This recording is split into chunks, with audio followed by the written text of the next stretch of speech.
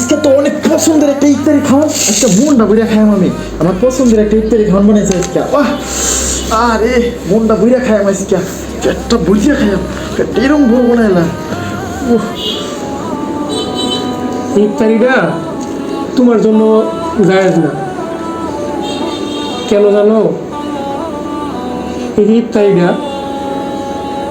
আল্লাহ তাআলা কি বলছে, সারাটা দিন আমরা রোজা থাকি, আমাদের সামনে এত খাবার থাকে, দোকানে বলো ঘরে বলো, আমাদের যে চারপাশে শুধু খাবার আর খাবার। কারণ তুমি জানো রমজান মাসে খাবার একটু বেশিই থাকে, ফলমূল ইত্যাদি বাসা বাড়িতেও থাকে এবং দোকানপাটেও থাকে। তো এই যে খাবারগুলো আমাদের চোখের সামনে থাকে অথচ আমরা খাই না, সারাটা দিন আমরা না খেয়ে থাকি, এত কষ্ট করি, সন্ধ্যাবেলা বসি এই খাবারটা উপভোগ করার জন্য। এই খাবারটা কার জন্য জানো? কার জন্য? এই যে তুমি যে রোজা রাখছো, তুমি শুধু না খেয়ে রোজা রাখছো, আল্লাহ তাআলা কি এটাই বলছে যে না খেয়ে শুধু না খেয়ে থাকলে রোজা হয়? আজকে শুক্রবার গেছে, তুমি নামাজ পড়তে গেছিলা?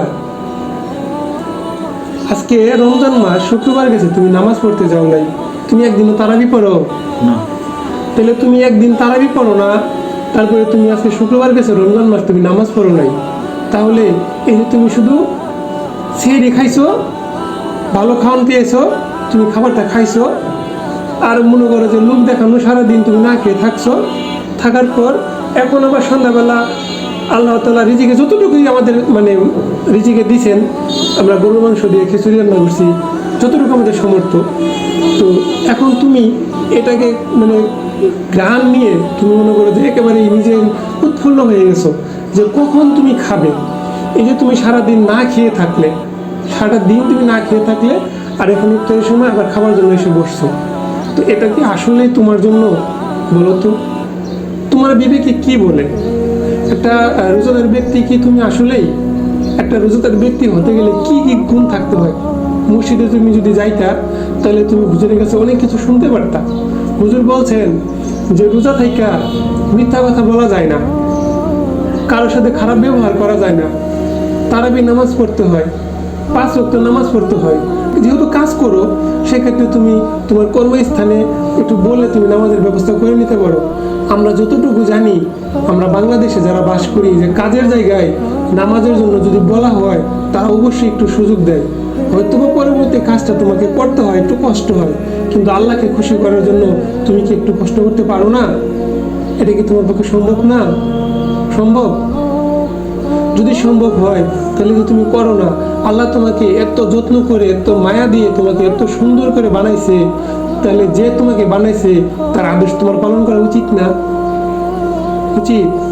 তাহলে সে বলছে রোজা থাকো, তুমি শুধু রোজাটুকু থাকো না খেয়ে মানুষকে দেখানোর জন্য, কিন্তু এই যে নামাজ পড়ো না, তারপরে তুমি মিথ্যা কথা বলো, তারপরে তুমি আরো যে বললে মানুষের সাথে খারাপ ব্যবহার করো সারাদিনে।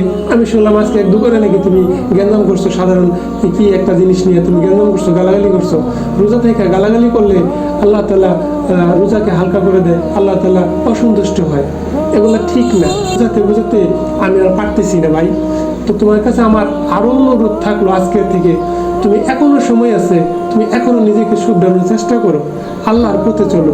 আল্লাহ চাইলে তোমার ভাগ্য পরিবর্তন করবে একদিন, তুমি জানো।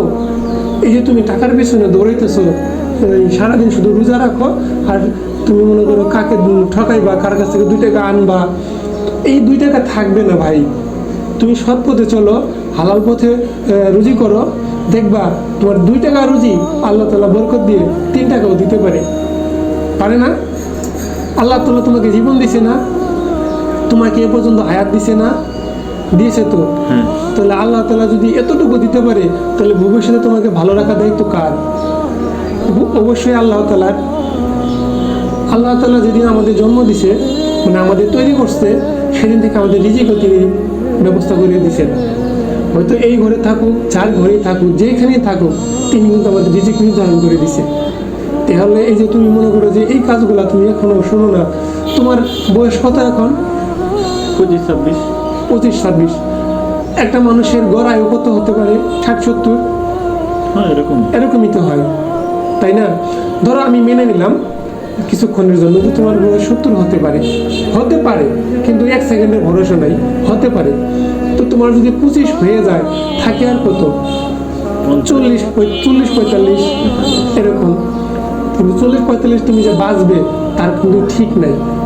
এই যে তুমি আজকে না কালকে, কালকে না পরশু নামাজ পড়বে বলে পড়তেছো না, আল্লাহর কাছে তো যেতে হবে। তোরা মেনে নিলাম তুমি 60 বছর বাঁচবে, 60 বছর পরে হলো তো আল্লাহর কাছে যেতে হবে, তার জবাবদিহি করতে হবে না? হবে তো। তাহলে তোমার কি করা উচিত? আল্লাহর কথা শোনা উচিত। কোথায় যাচ্ছ? শোনো ভাই, এই ইফতার আমার জন্য না। তুমি কি আমার কথায় কষ্ট পাইছো? না, কষ্ট না, তুমি আমার চোখ আচ্ছা, তুমি খুলে বসো, দিয়েছো বসো। ভাই, তুমি আমার চোখটা খুলে দিয়েছো। এই ইফতার আমার জন্য না।